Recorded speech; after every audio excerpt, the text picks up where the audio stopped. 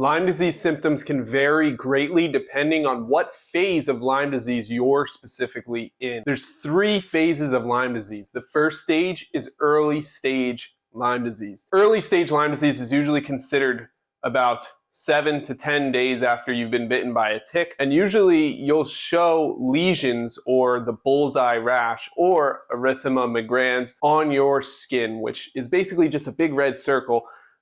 And it could be where the tick bite happened, or it can just be random and blotchy all over your skin, kind of like mine was in this picture here. This is early stage Lyme disease, and another thing that can happen is you can have flu-like symptoms. That means you'll have the chills, you'll have high temperature, you'll have a fever, you could be shaking a little bit, and you'll be achy and have fatigue and all the normal flu-like symptoms as well. So those 2 things combined is a surefire bet that you have Lyme disease, and you'll immediately get a diagnosis if you see any competent practitioner. They will know right away that it is Lyme disease and write the script. The problems come if you miss this part of Lyme disease. And Lyme is not Lyme is not Lyme. It's different in each individual. So not everybody has those lesions and not everybody has a flu-like symptoms. So if you don't have either of those, you might make it to second stage Lyme disease, which is when the lesions go away, the microbes are making their way into the body. You can start to get heart problems, you'll start to get joint pain,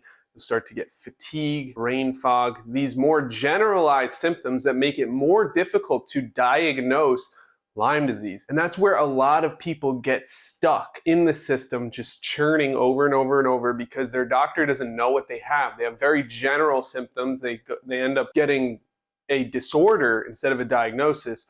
And they say things like you have chronic fatigue syndrome, you have fibromyalgia. These are disorders, not diagnoses. So this can cause a serious problem for people that need the diagnosis of Lyme disease in order to get covered by insurance and get the treatment that they need to get better. That being said, there's the 3rd stage of Lyme disease, and this is how they actually found Lyme disease in the first place. In Lyme, Connecticut, a bunch of children were getting arthritis, and they said, hang on, something's not right here. When they looked into it, they found Borrelia burgdorferi, the Lyme microbe, and they ended up naming it after William Bergdorfer, who found the microbe. And it was because children were showing arthritis symptoms, which had never before really been experienced. Mostly arthritis was reserved for the older generations. So they were like, something's wrong. Late stage Lyme disease can come with late Lyme arthritis, where the joints are just completely inflamed and destroyed from